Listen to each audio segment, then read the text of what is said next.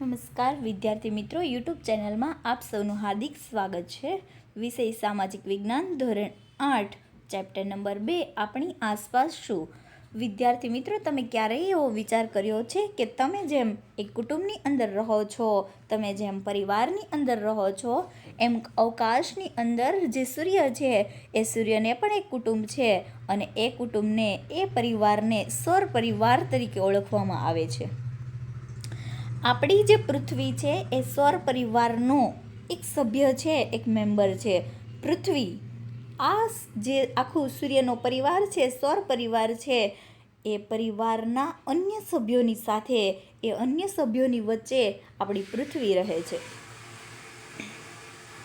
પણ મિત્રો, સૌથી અગત્યની વિશેષ વાત તો એ જ કહેવાની છે કે આપણા જેવા સજીવો છે એને જીવન જીવવા માટે જરૂરી એવી જે આવશ્યક ચીજ વસ્તુઓ છે એ અન્ય કોઈ પણ જગ્યાએ સૌર પરિવારના અન્ય જે સભ્યો છે એ સભ્યો પાસે નથી. એ માત્ર ને માત્ર પૃથ્વી પર જ છે. આપણે વાત કરવાની છે મિત્રો પહેલાં સૌપ્રથમ સૂર્યની, કે સૂર્ય છે એ ધગધગતો એક અગ્નિ છે, એક લાવા છે.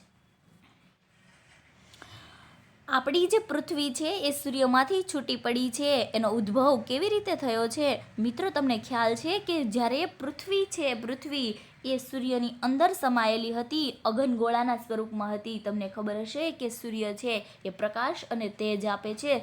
સૂર્ય છે એ ધગધગતો એક લાવા છે, એક અગ્નિ છે. તો આ અગનગોળો છે એ આપણી પૃથ્વી પણ એ અગનગોળા સ્વરૂપે સૂર્યની અંદર રહેલી હતી. ધીમે ધીમે એમાંથી, એટલે કે સૂર્યમાંથી, પૃથ્વી છે સૂર્યમાંથી છૂટી પડી અને આવી રીતે અગનગોળા સ્વરૂપે, અગનગોળો યાની કે પૃથ્વી એક અગ્નિ સ્વરૂપે હતી, આથી એને અગનગોળો કહેવામાં આવે. આમ પૃથ્વી છે એ સૂર્યમાંથી અગનગોળા સ્વરૂપે છૂટી પડી અને આ જે ધગધગતો અગ્નિનો જે ગોળો છે, અગનગોળો છે, એ ધીમે ધીમે ઠંડો પડ્યો. લાવા છે એ શાંત થયો અને આમ શાંત પડતા જ ઠંડો પડવા લાગ્યો. ઠંડો પડવા લાગવાના કારણે જ એની અંદરથી ઘણા બધા તત્વો છે એ તત્વો છૂટા પડ્યા. પૃથ્વી અગનગોળો શાંત થવાના કારણે અલગ અલગ તત્વની અંદર વહેંચાઈ ગઈ, અલગ અલગ ભાગની અંદર વહેંચાઈ ગઈ. તો આ જે ભાગો છે એને અલગ અલગ સ્વરૂપે ઓળખવામાં આવે છે. એ 3 સ્વરૂપમાં પૃથ્વી છે એ અલગ અલગ સ્વરૂપમાં રૂપાંતર પામી. એમાંનું જે એક તત્વ છે એ ઘન તત્વ. આ ઘન તત્વ છે જેને મૃદા એટલે કે માટી, શિલા એટલે કે પથ્થર. તો આ જે ઘન તત્વો છે એને શિલાના નામે, મૃદાના નામે પણ ઓળખવામાં આવે છે. તો એક તત્વ છે જેને મૃદાવરણના નામે પણ ઓળખવામાં આવે છે, જ્યારે બીજું તત્વ છે જે પ્રવાહી સ્વરૂપે છે, આ પ્રવાહી છે જેને જલાવરણના નામે ઓળખવામાં આવે છે, અને ત્રીજો જે વાયુ સ્વરૂપ છે જેને વાતાવરણના નામે ઓળખવામાં આવે છે. તો મિત્રો, પૃથ્વી પર મનુષ્યને જીવવા માટે આવશ્યક એવી તમામ ચીજ વસ્તુ હોવાના કારણે જ માનવીય જીવન છે એ શક્ય બન્યું છે.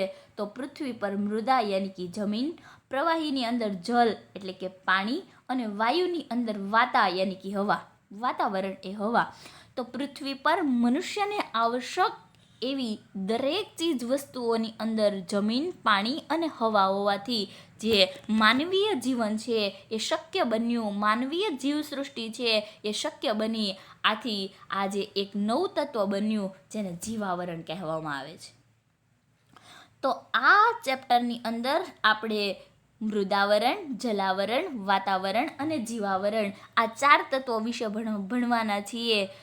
તો એમની અંદર આપણે સૌ પ્રથમ તમને એક ચિત્ર આપેલું છે અને એ ચિત્રની અંદર આ જે 4 તત્વો છે, એ 4 તત્વો તમને બતાવવામાં આવેલા છે. એ ચિત્રની અંદર સૌ પ્રથમ આપણે એવી વાત કરીશું કે જલાવરણ. તો જે આ ચિત્રની અંદર તમને મિત્રો પાણીવાળો જે ભાગ દેખાય છે એને આપણે જલાવરણ કહેશું. તો એ છે જલાવરણ. જલાવરણની અંદર જે જળચર પ્રાણીઓ કહી શકાય, એ જળચર પ્રાણીઓ છે એમની અંદર રહેતા હોય છે. મૃદાવરણ યાની કે મૃદા એટલે કે માટી. આ જે મૃદાવરણ દેખાય છે, માટી, પૃથ્વી પર જે જમીન છે જેને મૃદાવરણ કહેવામાં આવે, અને હવાની અંદર જે પાતળું સ્તર છે જેને આપણે વાતાવરણ કહીએ. અવકાશની અંદર, શૂન્ય અવકાશની વાત કરીએ, હવાની વાત કરીએ, એ વાતાવરણ છે. અને પૃથ્વી ઉપર જે જળચર પ્રાણીઓ છે, સસ્તન વર્ગના પ્રાણીઓ છે, પક્ષીઓ છે, માનવીય છે, એ બધા આ ત્રણના કારણે યાની કે જલાવરણ, મૃદાવરણ અને વાતાવરણના કારણે ટકી રહ્યા છે. એને આપણે શું કહેશું? જીવાવરણ કહેશું. તો આ ચિત્ર તમને બતાવે છે કે પૃથ્વી ઉપર આ વાતાવરણ, જલાવરણ, મૃદાવરણ અને જીવાવરણ આ ચારેયના કારણે સજીવ સૃષ્ટિ છે એ અસ્તિત્વમાં આવી છે. વિદ્યાર્થી મિત્રો, હવે આપણે જોવાના છીએ મૃદાવરણ. આપણે મૃદાવરણ વિશે વિસ્તૃતની અંદર ભણવાના છીએ કે મૃદાવરણ આખરે છે શું. મેં તમને વાત કરી પહેલા સૌ પ્રથમ કે મૃદા એટલે માટી, શિલા એટલે શું? તો શિલા એટલે પથ્થર. મૃદાવરણનો આપણે અર્થ કરવાનો છે. મૃદાવરણનો આપણે અર્થ કરવાનો છે. મૃદ એટલે માટી અને આવરણ એટલે પડ. તો આમ જે માટીનું બનેલું જે પડ છે એને મૃદાવરણ કહેવામાં આવે છે. અથવા તો આપણે એવું કહી શકીએ કે પૃથ્વી ઉપરનું જે ઘન સ્વરૂપનું જે પડ છે, આવરણ છે, એને મૃદાવરણ કહેવાય, એવું પણ આપણે કહી શકીએ છીએ. તો મૃદાવરણ એટલે માટીનું પડ. પૃથ્વીની જે સપાટી છે એ સપાટી પરનો ઉપરનો જે ભાગ છે એને આપણે મૃદાવરણ તરીકે ઓળખીએ છીએ. આખરે મૃદાવરણ છે એ પૃથ્વીની સપાટી પરનો કુલ 29% જેટલો ભાગ છે એ માત્ર ને માત્ર મૃદાવરણ રોકે છે. યાની કે પૃથ્વીની સપાટી પર ટોટલ 100 ભાગમાંથી 29% ભાગમાં મૃદાવરણ યાની કે માટી આવેલી છે. અને આ ભાગ યાની કે 29% ભાગ છે એ કંઈ સમતલ નથી. દરેક જગ્યાએ વિદ્યાર્થી મિત્રો તમે જોશો કે જમીન કંઈ એકસરખી નથી હોતી. ક્યાંક ઢોળાવવાળી હોય, કે શિખરવાળી હોય, કે પહાડો હોય, કે ખીણ હોય, ક્યાંક તળાવ હોય, ક્યાંક નદી હોય, એમ અલગ અલગ હોય. તો આ આખરે જમીન કહેવામાં આવે. તો 29% ભાગ છે એ કંઈ સમતલ નથી. એમની અંદર પર્વતો છે, ઉચ્ચ પ્રદેશો છે, મેદાનો છે, ખીણો છે. આ અલગ અલગ જે પ્રકારો છે એ ભૂમિ સ્વરૂપો છે, એ ભૂમિના અલગ અલગ સ્વરૂપો છે. વિદ્યાર્થી મિત્રો, મૃદાવરણ છે એને ઘનાવરણ, શિલાવરણ અને મૃદાવરણ આમ ત્રણના નામે ઓળખવામાં આવે છે. પૃથ્વી ઉપર કુલ 7 જમીન ખંડો આવેલા છે. જે આપણે એશિયા, આફ્રિકા જેવી વાત કરી એની અંદર આપણે એશિયા ખંડમાં રહીએ છીએ. તો આમ જમીન ઉપર ટોટલ 7 જેટલા ખંડો આવેલા છે. આ જે તમને જે કલર દેખાય છે એ કલર મૃદા જેવો દેખાય છે, યાની કે માટીનો દેખાય છે. એ પૃથ્વીનો ઉપરનો એક પોપડો છે. તો આ જે પૃથ્વીનો પોપડો છે એ પૃથ્વીનું ઉપરનું જે સ્તર બતાવે છે, જેને શિલાવરણ પણ કહેવામાં આવે. પૃથ્વીનો જે પોપડો છે એ ઘન સ્વરૂપે હોય યાની કે કઠણ હોય, જેને શિલાવરણના નામે ઓળખવામાં આવે છે. એ જે પડ છે એ ખડકોનું બનેલું યાની કે પથ્થરોનું બનેલું એક સ્તર છે. અને એનો જે વ્યાસ છે એ 64 થી લઈ અને 100 કિલોમીટર જેટલો હોય છે. આ જે પૃથ્વીની સપાટી છે એ પૃથ્વીની સપાટીમાં એવું થાય કે પૃથ્વીની જે સપાટી છે, પૃથ્વીનો જે પોપડો છે એ ઘન સ્વરૂપે હોય, પણ પૃથ્વીના પેટાળની અંદર જે તાપમાન છે એ તાપમાનની અંદર ઘણી વખત વધારો થતો હોય. અને જ્યારે પૃથ્વીના તાપમાનની અંદર વધારો થાય ત્યારે પૃથ્વીના પેટાળની અંદર જે ગરમી છે એ ગરમીનું પ્રમાણ વધે. પરિણામ સ્વરૂપે એમાંથી લાવા બહાર નીકળે. આ લાવા બહાર નીકળે ત્યારે જે આ ખડકોનું બનેલું યાની કે પૃથ્વીનો જે પોપડો છે, ખડકોનું બનેલું જે સ્તર છે એ તાપમાન વધવાના કારણે આ સ્તર છે એમને તોડી અને પૃથ્વી છે ઘણીવાર ફાટી નીકળે છે. જેને આપણે તમે કદાચ ઘણી જગ્યાએ સાંભળ્યું પણ હશે કે પૃથ્વી ફાટી, અથવા તો ઉલ્કા થયો, લાવારસ થયો. આ બધું તમે સાંભળ્યું હશે. વિદ્યાર્થી મિત્રો, આ શાનું પરિણામ છે?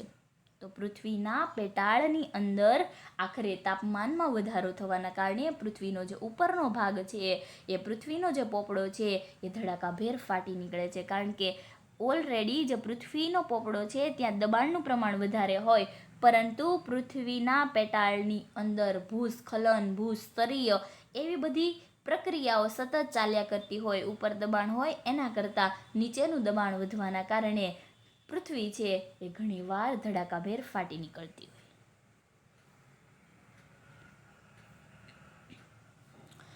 માનવી આજે ઘણી એવી પ્રવૃત્તિ કરે છે, એ પ્રવૃત્તિના કારણે મૃદાવરણને ઘણી બધી ખરાબ અસર થાય છે, યાની કે એની ઉપર વિપરીત અસર થાય છે અને એ અસરોના કારણે મૃદાવરણને નુકસાન પહોંચે છે. આખરે માનવી એવી કઈ પ્રવૃત્તિ કરે છે જેના કારણે મૃદાવરણને નુકસાન પહોંચે છે? તો વિદ્યાર્થી મિત્રો, પૃથ્વી છે એને ઘણી બધી રીતે, પૃથ્વીનો જે પેટાળ છે, પૃથ્વીનો જે પોપડો છે, એને ઘણી બધી રીતે માનવી છે નુકસાન પહોંચાડતો થયો છે. માનવી પોતાના અંગત સ્વાર્થ માટે, યાની કે માનવી છે એ પોતાના વપરાશ માટે, ખનિજો મેળવવા માટે પૃથ્વીનું ઘણું બધું ખોદકામ કરવામાં આવે છે, ઊંડું ખોદકામ કરવામાં આવે છે ખનિજો મેળવવા માટે. તો આમ વધુ ખોદકામ કરવાના કારણે પણ મૃદાવરણને નુકસાન પહોંચે છે. ભૂગર્ભની અંદર અણુ પરીક્ષણો કરવા માટે પણ મૃદાવરણને નુકસાન પહોંચાડવામાં આવે છે, યાની કે માટીને ખોદવામાં આવે છે. પૃથ્વીનો જે ઉપરનો જે પોપડો છે, સ્તર છે, એને ઊંડે સુધી ખોદી અને બહાર કાઢવામાં આવે છે.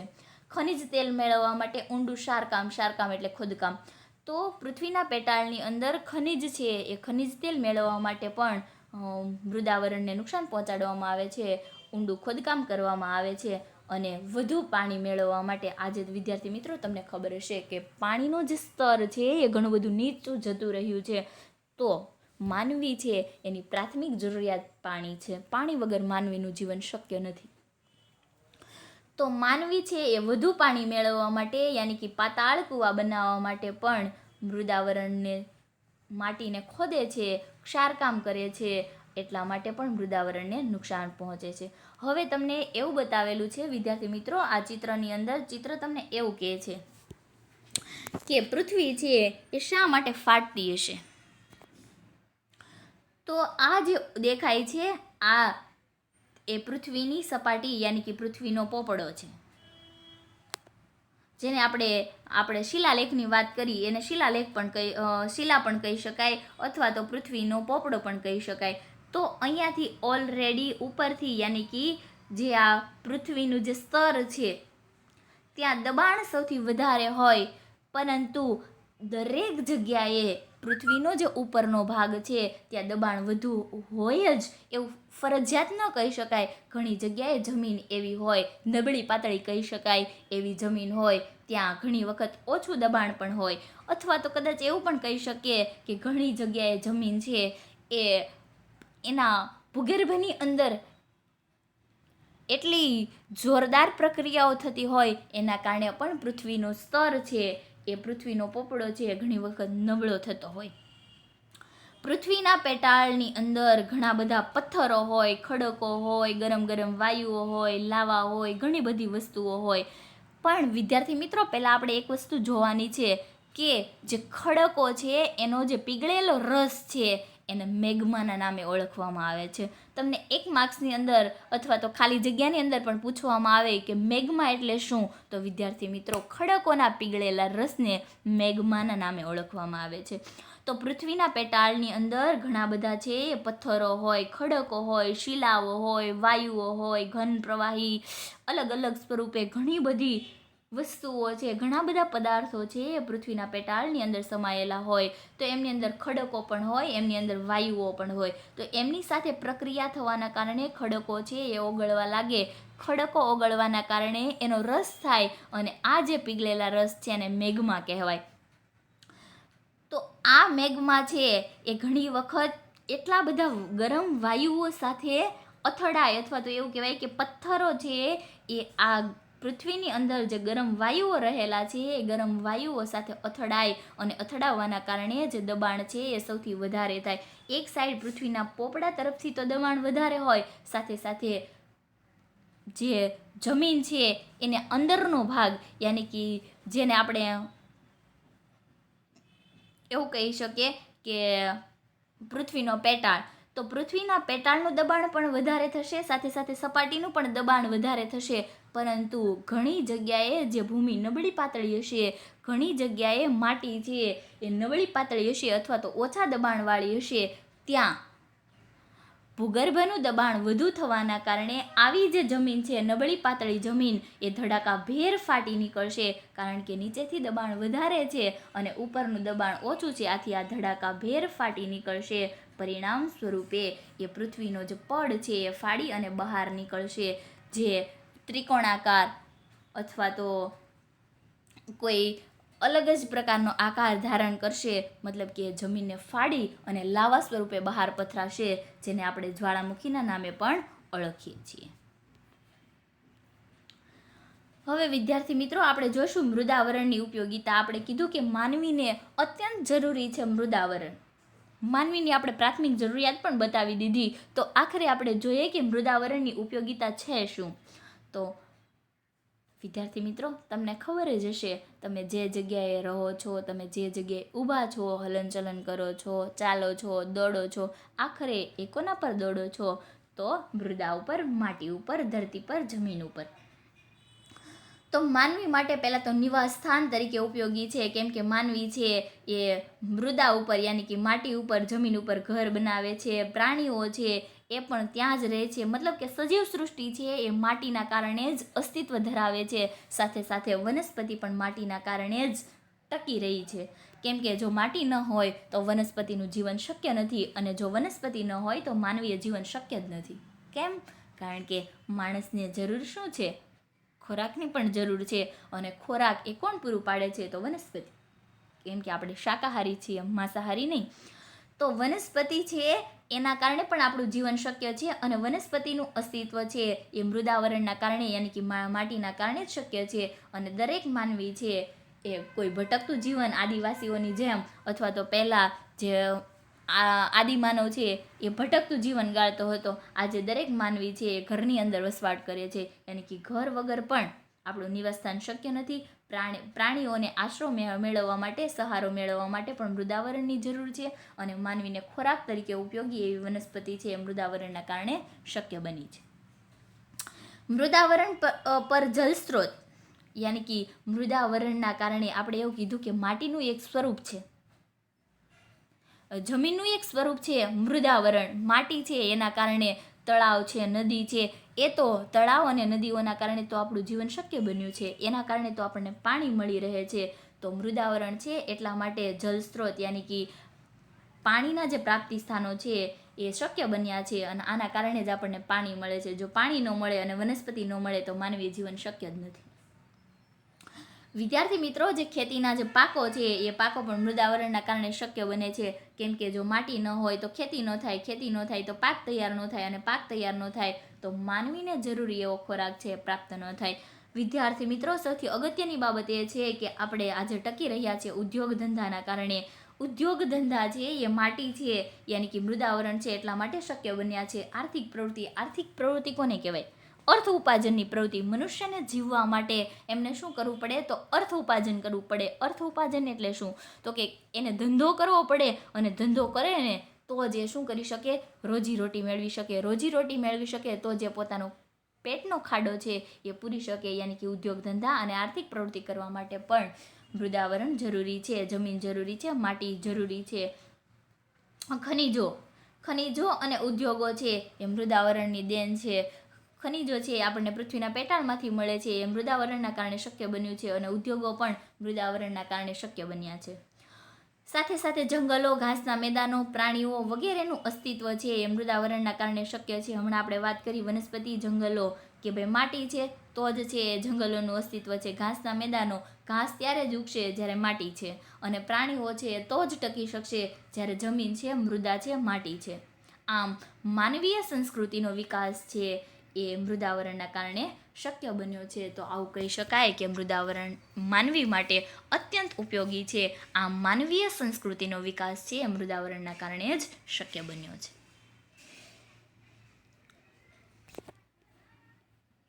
વિદ્યાર્થી મિત્રો, આપણે મૃદાવરણ વિશે વાત કરી ચૂક્યા. હવે આપણે વાત કરવાની છે જલાવરણ વિશે. મૃદા એટલે માટી, અને જલ એટલે પાણી. તો પૃથ્વીની સપાટીનો જે નીચાણવાળો ભાગ છે, આપણે એવું કીધું કે પૃથ્વીની સપાટીનો જે ઉપરનો ભાગ છે, માટીવાળો ભાગ છે, એને મૃદાવરણ કીધો. પણ પૃથ્વીની સપાટીનો જે નીચાણવાળો ભાગ છે, જે પાણીથી ઢંકાયેલો છે, પાણીથી ભરાયેલો છે, જેને આપણે જલાવરણ કહીશું. જલાવરણની અંદર કયા કયા પ્રાપ્તિસ્થાનો આવી શકે? તો જલાવરણની અંદર મહાસાગરો છે, સમુદ્રો છે, ઉપસાગરો છે, અખાત છે અને સામુદ્રગુની છે એ જલાવરણના એક પદાર્થો કહી શકાય, અથવા તો જલાવરણના જે સ્વરૂપો છે એવું કહી શકાય. મહાસાગરો છે, મહા એટલે મોટો અને સાગર એટલે સમુદ્ર, દરિયો. તો આ જે મહાસાગરો છે એ વિશાળ જળ ભંડાર ધરાવતા ભાગો ધરાવે છે, કારણ કે મહા એટલે તો મોટો ભાઈ, જળ ભંડાર, એની પાસે કેટલો મોટા પ્રમાણમાં પાણી સંગ્રહ કરવાની એક ક્ષમતા ધરાવે છે મહાસાગર. પૃથ્વી ઉપર આપણે વાત કરી હતી કે 29% જેટલા ભાગની અંદર મૃદાવરણ છે, માટીવાળો. પૃથ્વીની કુલ સપાટી પર 29% જેટલો ભાગ છે એ મૃદાવરણ રોકે છે, માટી રોકે છે. સીધી સાદી વાત કહી શકાય કે પૃથ્વી ઉપર 29% જેટલા ભાગમાં મૃદા, માટી આવેલી છે, જ્યારે પૃથ્વી પરના ટોટલ ભાગમાં 71% જેટલો ભાગ છે એ જલાવરણ રોકે છે. યાની કે પૃથ્વી પર 71% જેટલા ભાગની અંદર પાણી આવેલું છે. તો પૃથ્વી પર જે પાણીની વહેંચણી છે એ આપણને બહુ સરસ રીતે મિત્રો સમજાવેલી છે. આ આકૃતિ આપણને એવું સમજાવે છે કે પૃથ્વી ઉપર છે એ કુલ જે આપણે પાણીની વાત કરીએ તો કુલ જે પાણી 100% છે એ 100%ની અંદર 97% પાણી છે એ મહાસાગરની અંદર સમાયેલું છે, અને આ 97% જે પાણી છે એ ખારું છે મિત્રો. એ આપણે પીવા માટે કે વાપરવા માટે ઉપયોગી નથી. માત્ર ને માત્ર 3% જ પાણી એવું છે જે મીઠું છે, જે હું ને તમે આપણે વાપરીએ છીએ. તો આ જે 3% પાણી છે, યાની કે આ તમને આ 3% પાણી છે અહીંયા વિસ્તૃત સમજાવેલું છે. ટોટલ 100% પાણી હોય, યાની કે આપણે જે આ 71% જે પૃથ્વી પરની વાત કરી, આ 71% જે આ પાણી છે એમાંથી માત્ર ને માત્ર આટલું જ પાણી એવું છે જે મીઠું છે, બાકી બધું જ પાણી ખારું છે. તો આ 3% પાણીમાં 1% ભાગ છે મીઠા પાણીનો, એ ભૂગર્ભની અંદર છે, નદીની અંદર છે અને સરોવરની અંદર છે, જે માત્ર આપણે ઉપયોગમાં લઈએ છીએ, જે ઉપયોગી છે એવું 3% મીઠું પાણી છે. એમાંય 1% જ પાણી છે એ આપણે ઉપયોગમાં લઈએ છીએ, એ આપણને પૃથ્વીના પેટાળમાંથી મળી આવે છે, નદી અને સરોવરમાંથી મળી આવે છે, જેનો આપણે ઉપયોગ કરીએ છીએ. જ્યારે 2% મીઠા પાણીનો જે ભાગ છે એ ધ્રુવો પર, હિમાલય ઉપર અને ઊંચા જે પર્વતો છે ત્યાં બરફ સ્વરૂપે જમા થયેલો, જામેલો અથવા તો ધ્રુવો છે એ પીગળતા હોય અને એમાંથી જે પાણી નીકળતું હોય એ પાણીવાળો ભાગ 2% છે. તો મિત્રો, જળ એ જ જીવન. જળને સાચવજો તો જ તમને જળ સાચવશે. યાની કે અત્યારે પૂરતા પ્રમાણમાં પાણી મળે છે તો પૂરતા પ્રમાણમાં વાપરી જ નહીં લેવાનું, કરકસર કરવાની. જલ હે તો કલ હે. પાણી છે ને તો જ નવો દિવસ ઉગશે. પાણી વગરનું માનવીય જીવન શક્ય નથી. વિદ્યાર્થી મિત્રો, આ તમને સમજાવેલું છે બહુ સરસ રીતે કે ભાઈ જલાવરણ છે એ પહેલાં આપણે વાત કરી હતી કે આપણી પાસે 4 મહાસાગરો છે. એક પેસિફિક મહાસાગર, એટલાન્ટિક મહાસાગર, હિન્દ મહાસાગર અને આર્કટિક મહાસાગર. પર્વતો, મેદાનો, ઉચ્ચ પ્રદેશો, ખીણો વગેરે વગેરે છે એ પૃથ્વી પર આવેલું છે. તો આ પર્વતો, ઉચ્ચ પ્રદેશો છે એ બધામાં મીઠું પાણી કદાચ સમાયેલું હોય. એ મીઠું પાણી છે એ ઘણી વખત વહી અને સાગરની અંદર પણ જતું હોય. તો આના કારણે મહાસાગરો છે એ મહાસાગરોની અંદર તો માત્ર ને માત્ર ખારું પાણી જ છે, જે ઉપયોગી નથી. એટલા માટે જળને સાચવવું ખૂબ જ જરૂરી છે.